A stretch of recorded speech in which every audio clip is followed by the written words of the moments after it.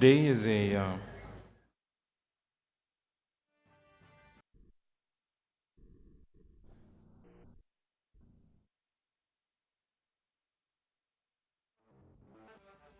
defense sec.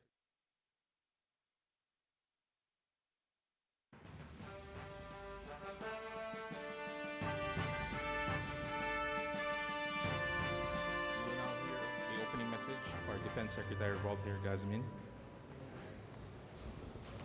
Sir. Secretary Aston Carter, members of the press, ladies and gentlemen. The year 2016 promises to be a particularly productive year for Philippines-U.S. defense relations. We began this year with the 2+2 ministerial consultation in January 2016 in Washington, D.C. The regular convening of such consultations, which allow our country's defense and foreign affairs secretaries to discuss security, political, economic, and other aspects of our bilateral relations, reflect the way our long-standing alliance has evolved from military to military cooperation to high-level policy discussions. The visit of Secretary Carter enables us to build on the productive discussions we had since that meeting. While our senior and working level officials and planners have been discussing the details of how to operationalize our shared guidance into tangible outcomes through the bilateral strategic dialogue and the Mutual Defense Board Security Engagement Board, our ministerial level discussions provide policy guidance and ensure that our endeavors are implemented effectively. We need to further enhance our security partnership to address common security concerns for our mutual benefit. It was also in the same month of April when we signed the Enhanced Defense Cooperation Agreement, or the EDCA, in 2014.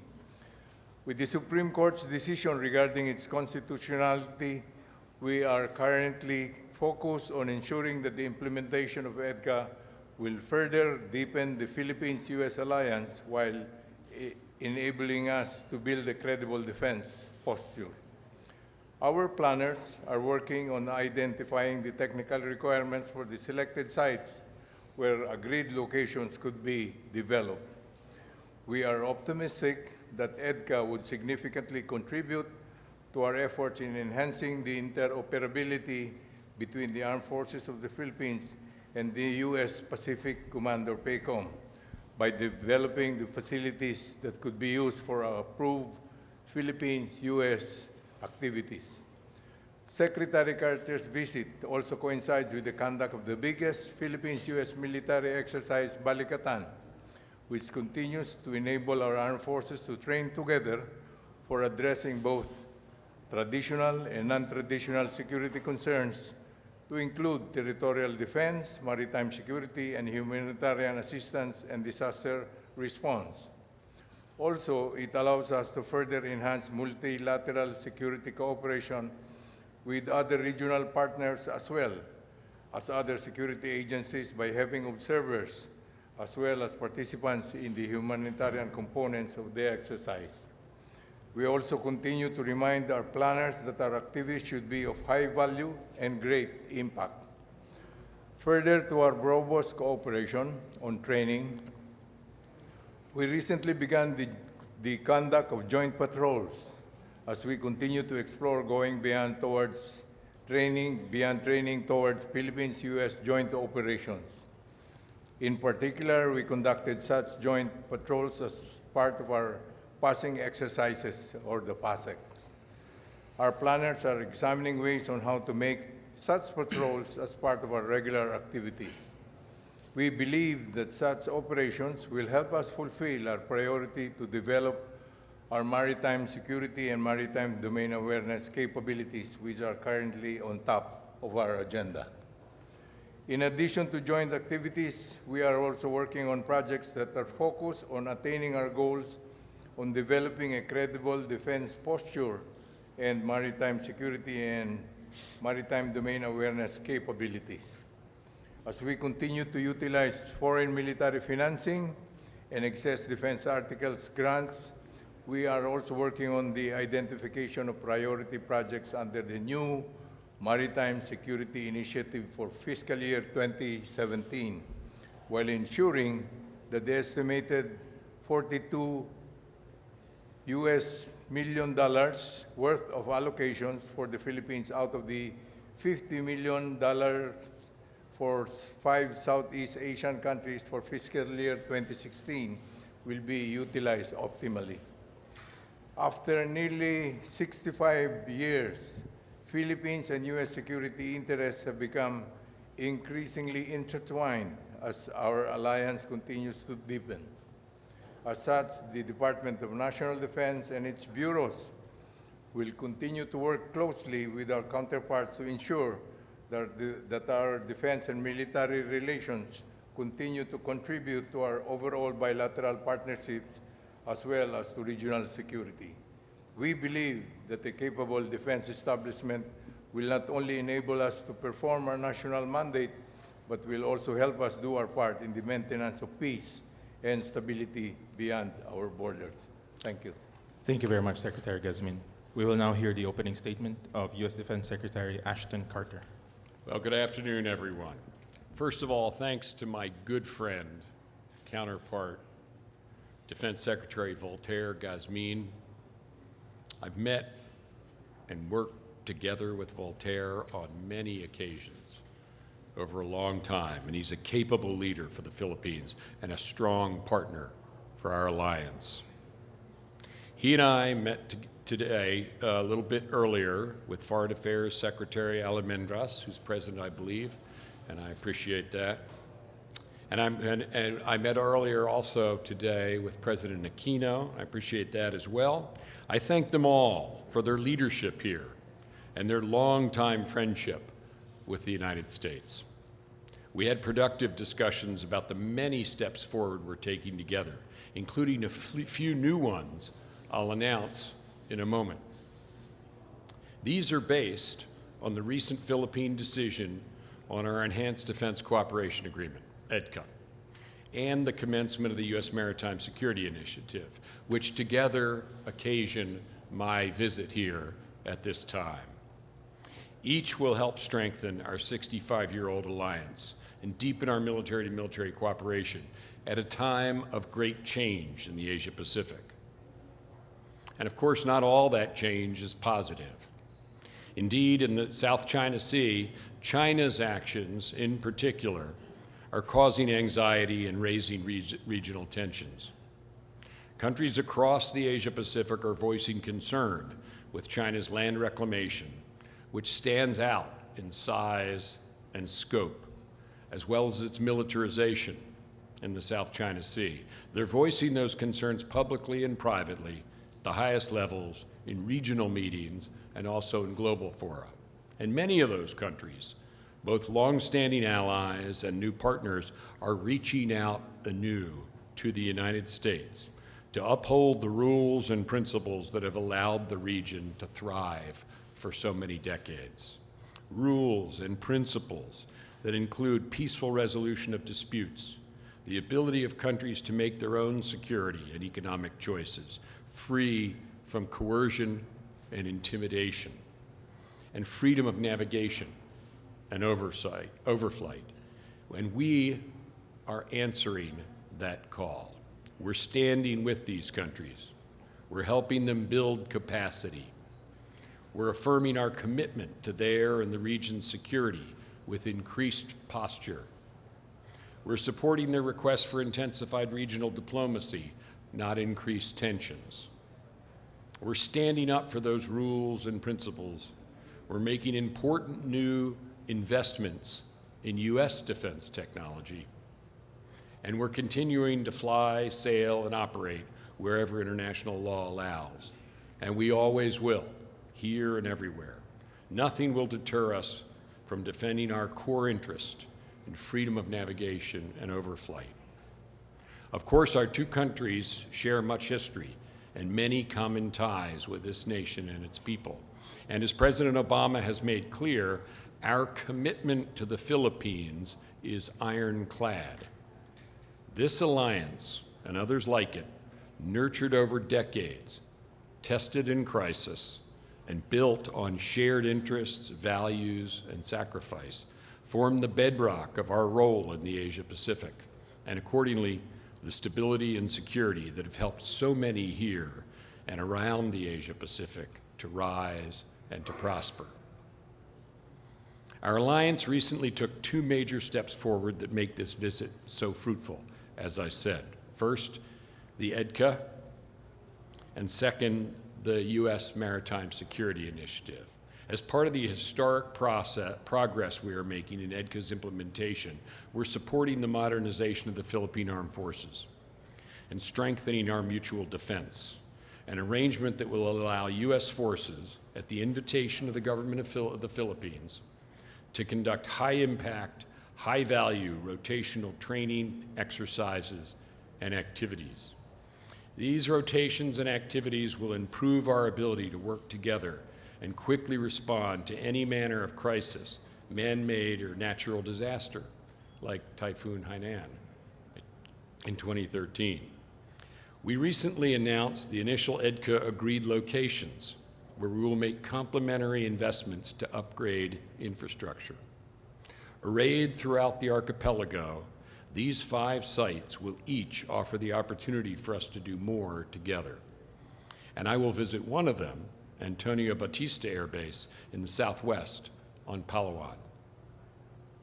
Now, the Maritime Security Initiative, which I announced at last year's Shangri-La Dialogue, represents a $425 million 5-year commitment by the Department of Defense to help countries like the Philippines to share information, identify potential threats, and work collaboratively to address common challenges in the region's waters.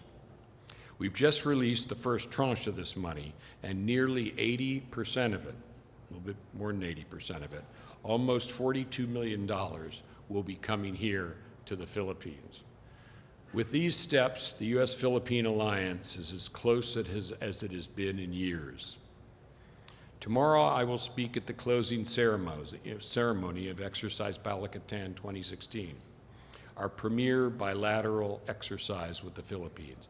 Balakatan means, and I say this, some of our American press might not be familiar, shoulder to shoulder. And this past week, more than 7,000 personnel from both of our countries have stood shoulder to shoulder, getting better at working together. Like EDCA and the Maritime Security Initiative, this year's exercise has once again enhanced our alliance and the defense of the Philippines. With this progress, and at a time of change in the region and challenges to the principles our two nations hold dear, we've agreed to 3 additional steps that we're announcing today. First, last month we commenced joint maritime patrols in the South China Sea. These patrols, an alliance decision at our 2+2 ministerial, which Voltaire and I held with our respective Secretaries of Foreign Affairs in Washington in January. These patrols will continue to help build our interoperability and improve the Philippine Navy, even as these patrols contribute to the safety and security of the region's waters. Second, a contingent of U.S. aircraft and their crews and pilots that participated in Balakatan will remain behind at Clark Air Base. We'll do this, in fact, on a regular basis. The initial contingent, 5 A-10 Thunderbolt aircraft, 3 H-60G Pave Hawk helicopters, and 1 MC-130H Combat Talon aircraft, and 200 airmen, including pilots, will continue joint training, conduct flight operations in the area, including the South China Sea, and lay the foundation for joint air patrols to complement ongoing maritime patrols. And third, a command and control node made up of American personnel here for the exercise will also remain behind. They will continue exercising combined U.S.-Philippine command and control capabilities and support increased cooperative activities in the region. With these steps, we're making a strong alliance even stronger. Our efforts to do more together demonstrate America's unbreakable commitment to the defense of this nation, the stability and security of the Asia-Pacific, and the principles that have helped so many in the region to rise and prosper. And that's not a new commitment. That's not something new this year, but it's one we have met decade after decade. My first stop in the Philippines today was to lay a wreath at the Manila American Cemetery, where I saw row after row a striking reminder of the number of Americans who have fought with our friends and allies, including the Philippines, to defend the principles and the values we share and help establish and maintain in the Asia-Pacific, to sustain its stability and its security. They were not alone, however. Members of the Philippine Armed Forces have done the same.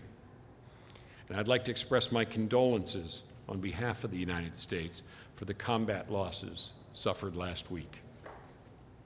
Our thoughts and prayers go out to the families and to the Philippine Armed Forces and to the entire nation.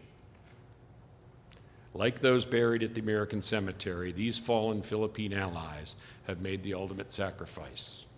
As we remember those lost, it falls to all of us to carry on their mission, to continue defending our countries, to continue upholding the stability and security of the region, and to continue building a better world for our children.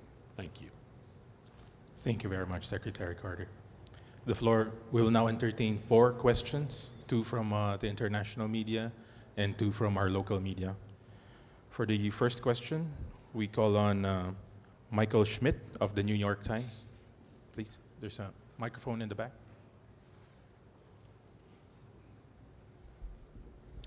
Secretary Carter, are the initiatives you announced here today in India earlier this week that obviously have China in mind part of a containment-like policy towards China similar to the one that the U.S. had towards Russia during the Cold War? And if not, why? Well, what we've done with India, what we're doing today with the Philippines, what we do with almost every country in the region is part of a pattern that goes back decades. And the American approach is fundamentally different from one of exclusion. Our approach for decades has been one of inclusion. It is we who have encouraged a network of countries in a region that doesn't have formal security structures, where everyone can have the peace and stability that allows everyone to rise and prosper. That's the system America stands for. That's the system that so many other countries find that they stand for too, and therefore a natural attraction to us. That's the case with India. That's the case with the Philippines. And that pattern of decades and taking the next step to increase the military expression of our solidarity is what my visit to India was about, my visit to the Philippines is about. Now, there's no question that there's concern in the region about China's behavior and China's self-isolating behavior.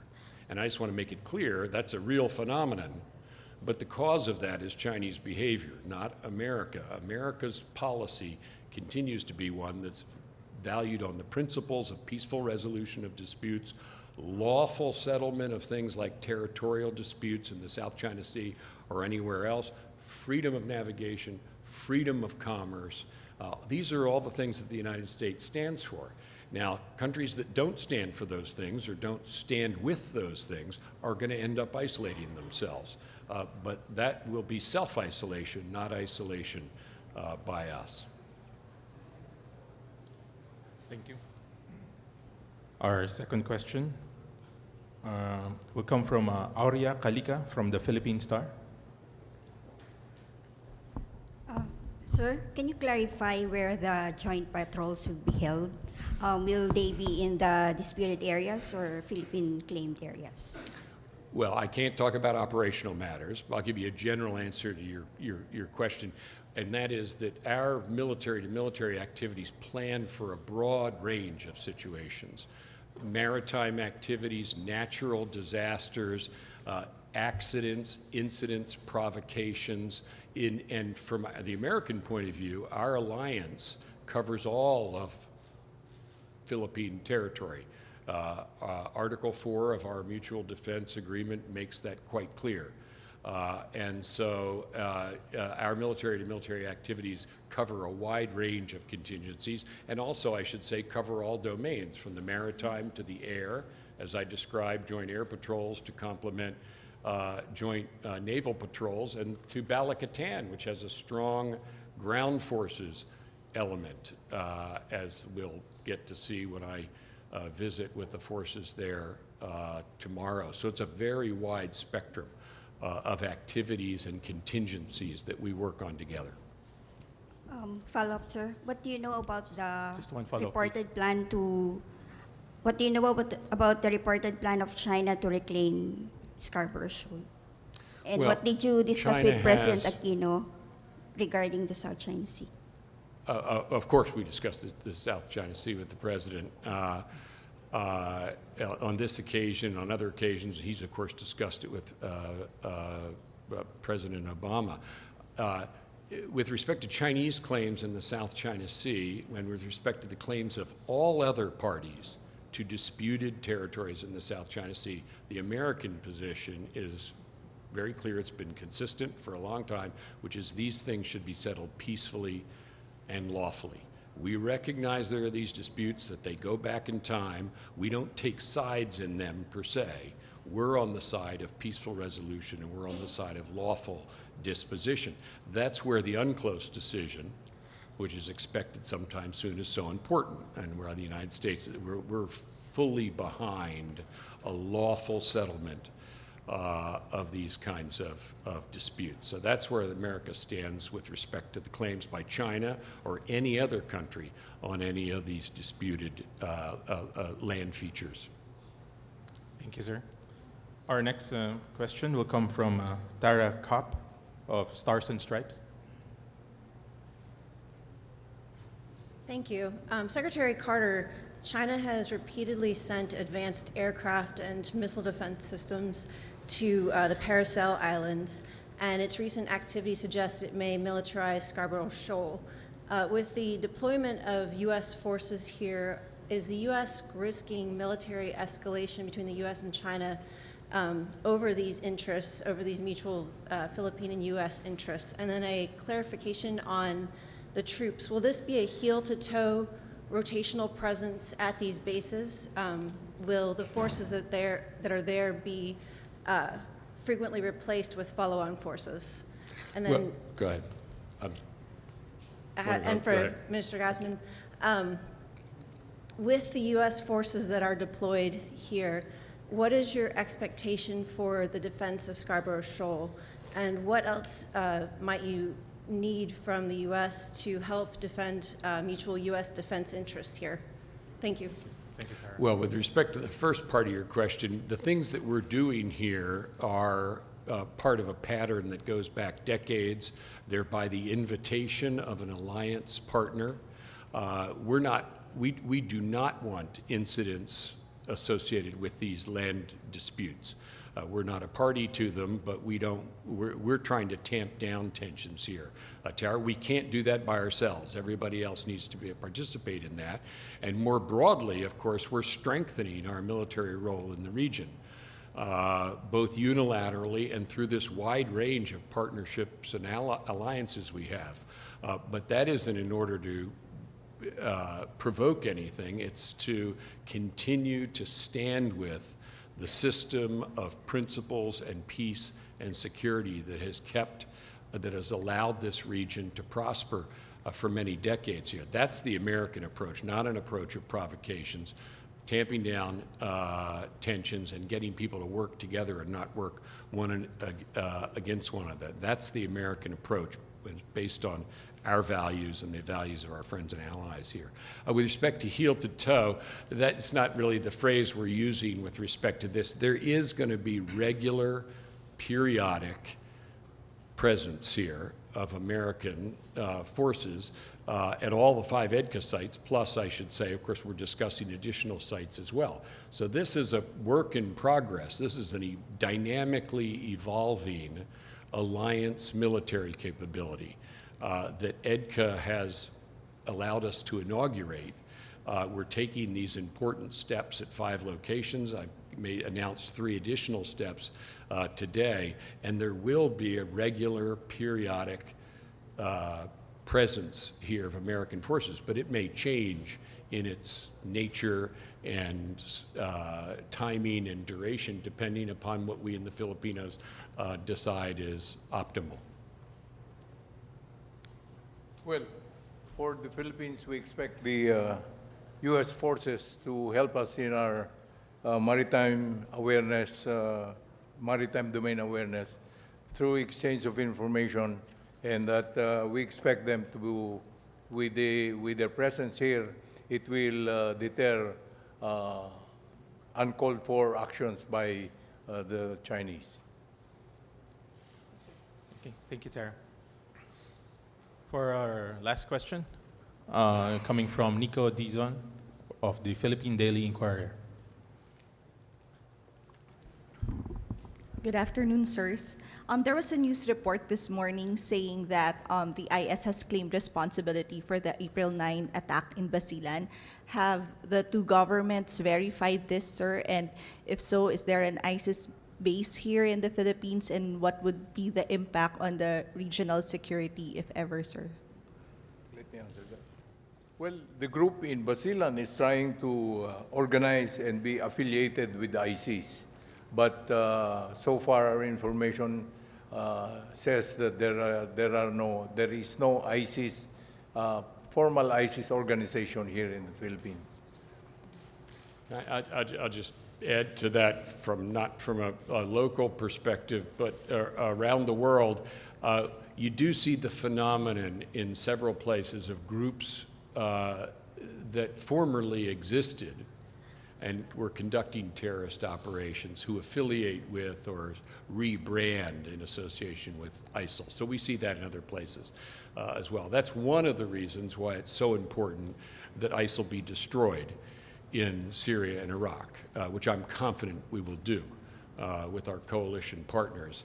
And that will demonstrate that there is no such thing as an Islamic State based upon this hateful ideology. So it is a worldwide phenomenon of others sort of associating themselves with ISIL, and that may be what we're seeing here by groups in the Philippines. If so, that would be consistent with a pattern we've seen around the world, and just another reason why it's important to defeat ISIL, which we will do.